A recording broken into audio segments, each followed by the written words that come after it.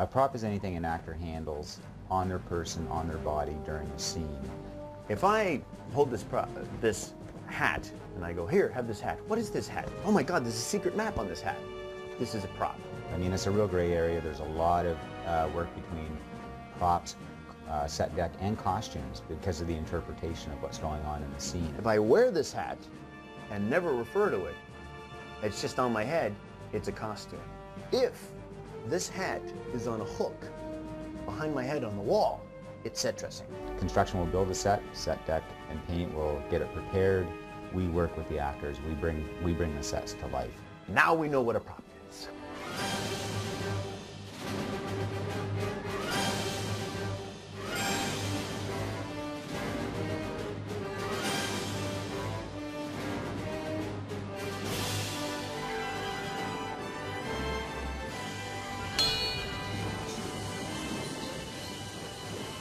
Dean Goodine is very, very smart man, and he is interested in everything, which is a requirement if you're going to be a good property man, right? He's well read in various cultures and things that he would have to be a good property guy on our show. You have to be a jack of all trades. You have to know about electricity, you have to know about battery power, you have to know about weapons, you have to know about scrolls, you have to be up on your culture, you even have to know about your military protocol. Well, the SG1 prop department consists of 5 people, including myself. There's myself, obviously, as the prop master, who I gather the information, I do all the budgets to break down, and then Kenny Gibbs, my on-set assistant prop master, very vital role. My on-set crew, these are my top guns. Androsh Bogoli. Bogoli! And this is my right hand, my everything. Ocean Nusek. Kenny's role is vital. He has a closer relationship with the actors than I do. He has their confidence. He makes them safe. He explains how things work. He makes them look confident in what they do. When you work on set and props, which is my background as well, you have to have a calm personality no matter what's going on around you. You basically have to trust people. You have to let them do their job. You can't micromanage. Having a great, strong personality when it has to be there is one of the key assets to being an on-set prop person. Oh, what we got here? We got a whole bunch of what we call field medical kit. All this is hard plastic, little lab technician stuff. Action for the actors. Basically clamps, forceps, and stethoscopes, and all field equipment to make it look like we're really actually in the field instead of here in the studio. We're proud of our props. Just like that. The writers and producers on the show are tremendous. If there's a complicated prop, we will know about it before the script's distributed. I mean, the things that the prop department knows far exceeds just holding something. In fact, on many sci-fi shows, the property department is also the research department. They have to do an enormous amount of research to back up what they're doing. I always think of the worst case scenarios when I'm building a prop. Obviously manufacturing is always the first thing you look for because it's the thing that takes the most time, takes the most R&D, and takes the most collaborative effort. The first thing that I will do is I will have a prop meeting after I identify what this item is and sit down with the writers and producers and talk about what does this have to do. There's usually a concept drawing that will come out quite quickly. A lot of times the concept drawing is floating around even before the script if the information is there. Myself having a strong background in working on set, I'm the guy who goes, how safe is it? Is there a break point? How easy is it to change the batteries? I'm always aware of time because when you're standing on a set and you're shooting 7, 8 pages a day, the worst thing in the world is to stand there while 200 people look at you while you're trying to fix something. You don't even know where the batteries go.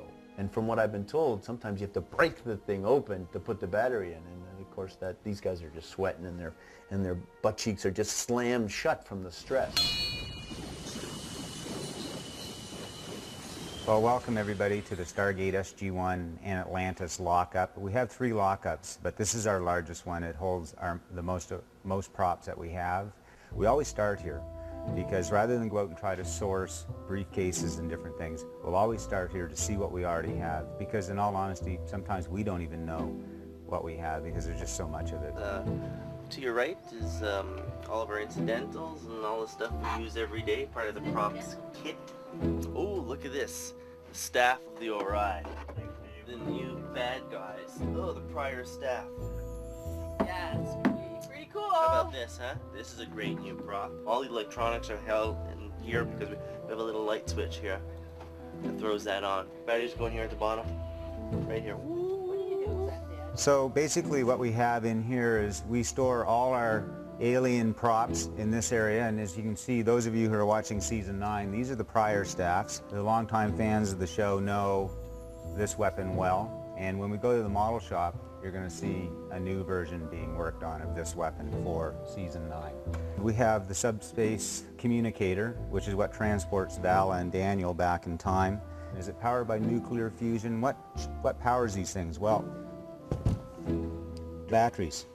We've engineered our ZAT guns to work better. Hopefully this will turn on when I turn the switch on. But those of you who've watched the show a long time are familiar with these, and we're still using them. We haven't changed the franchise on these. We also make rubber versions of these for stunts and wearing in the holsters. Look at all that, huh? Never guessed you'd see so many of these in one place, huh? Open, closed ZAT guns, huh? These like something like this. Stunt, you know, softy. And then we have the open kind too, because we have to have the open position for when they're actually shooting them or if they already shot them. So we've got all kinds of ZAT guns. In an episode that we finished called Beachhead, we have the nuclear bomb. And the scene called for a 3-step process of turning the bomb on. So step 1 was we insert the key in. Then you turn there. This shows that the bomb is ready for transport.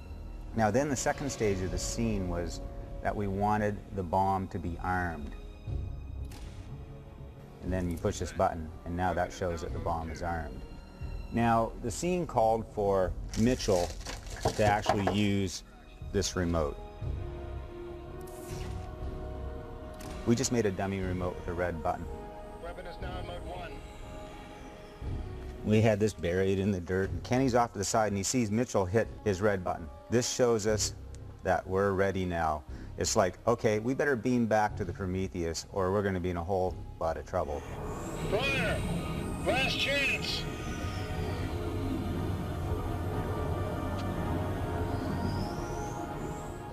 In another episode earlier this year, Avalon, we had a big sword fight. Swords are always my biggest fear because you have a blade. If the blade breaks, it's a flying piece of metal flying through the air. So the material we use here is aircraft aluminum. Very durable, won't break. And when you watch the episode, these guys are really bashing these swords. And all we have to do between takes is we had a number of swords and we would rotate them in as we just buff them out. It's a fairly broad edge. We also had one that's down on our truck that's camera friendly, very good for close-ups. Stuff like this beautiful sword we used on Avalon Part 1 and 2, we keep this so we know what it is. We don't even have to label it. You may recognize a few things from previous episodes. Everybody's familiar with the Jaffa cannon. Super soldiers, this is where they pause in between trying to take out our heroes on SG-1. Because we are a military-based show, we do have a surplus of military gear, bulletproof vests. These rocket launchers are not real that are down in this corner. They're mock-ups. Various vests that have been shot up, and you can see like bullet holes in the back that we've cut in. All our ropes, somebody's very bad sense of humor. Probably in your bedroom this would be tacky, but in the middle of the set it actually looked pretty good. It's prop assistant from the 3rd season. I guess we must have locked him in here for a period of time. The fans will recognize props from days past. So everybody knows the wrist ZAT holders for the Jaffa. And we don't use these anymore, but everybody recognizes, I'm holding it upside down, but the Turgun from earlier seasons. When Carter last year was a replicator, this is her replicator arm. We made this to fit her hand and we gave her a grab point inside, and Carter actually wore, it wasn't all CG. We do practical and mechanical effects on this show as well, which is half the fun. I mean, if CG did everything, it'd be a pretty boring place. It's kind of detached. But when O'Neill was killing replicators, this is the device. It fires on air, it does light up. Obviously it hasn't been used for a year, so it's not been prepared to work. Pretty much everything in here the model shop has made. And it's a phenomenal volume of work that these guys turn out, because not only do they work for me, they work for costumes, they work for construction, and so there's a lot of effort that those guys do. It's kind of what I can show you here. I think we should go over to the model shop and meet Gord and his talented team and see what they do there. Every department thinks they're the most important department, but on Stargate, the model shop is really the most important department. If I didn't have these guys, I wouldn't be here. We get a drawing from the art department, and Gord will post the drawings on the wall of things that he's building. This drawing here represents the weapons that were used by sort of alien renegades in one of our episodes this season. They never fired them or anything, they were just holding them in the background, but we wanted to do something cool. You can see the scope of what we have to work with here in the model shop. It's in conjunction with a construction shop. They're doing latex trees right now. We have a full machine shop. This is our state-of-the-art CNC machine. This is what the blades are made in. Any of the mechanical pieces, basically they'll design on a computer and this machine can cut it out. So tucked away in here is, these are the brilliant engineers that design all the lighting schemes, all the electronic components. They do the computer programs for the CNC machine. So everybody, this is Martin, Darren, and Paco. They're our brilliant engineer electrical wizards. Those of you who've watched the show have noticed the new hazmats we've been wearing since partway through season 8. Obviously they proved to be so popular we've had to build a bunch more. We use a lot of these in the episodes whenever there's a danger of infection or some kind of bacterial or airborne menace. We have little lighting trays put up in top and bottom that we can adjust. We want to have the lighting in it so you can see the actor's face. Hi. Over here, Paco and Darren, we're working on a new staff weapon that is actually significantly smaller than the ones that we've grown to know for the past 8 years. We've decided to build a sawed-off version of the new staff weapon, which I don't have here, is about 5 feet long on a sling that they wear over their back and they can sling forward. And what we want to do is we want to have a couple that we can open and close on camera. Basically, we've designed a mechanical assembly in the computer, and then taken them onto the CNC machine, and then we get the final product there with 2 halves missing there, and the batteries will be in the handle part of the staff. My question always from a prop master standpoint, who doesn't really understand all this engineering stuff, is how do I change the batteries? All the props have to have a cool factor, right? So you can't just have a machine gun, you have to have a P90. This is called a P90. It's made by a company in Belgium called Fabriqué. And this is a state-of-the-art submachine gun. They're pretty portable. The actors, if you've seen the show, we sling them on the actors. It's kind of like basically what we call a Chaucer strap. They can do whatever they want and still sling it up and ready for action. This is the magazine that holds 50 rounds. Everything about this weapon is different and unique. Obviously because they're submachine guns, full automatics. We need our armors on set anytime we fire these. Armors, we love them. Ultimately, we make the call in the end whether something's going to happen or not in conjunction with the armor. There are times when you can joke around with people, and there are times when you have to be dead serious. When the firearms come out, it's our most serious time. We are the safety officers as well. If you're shooting a weapon, say a Car-15 or an M16, the shells eject this way, right?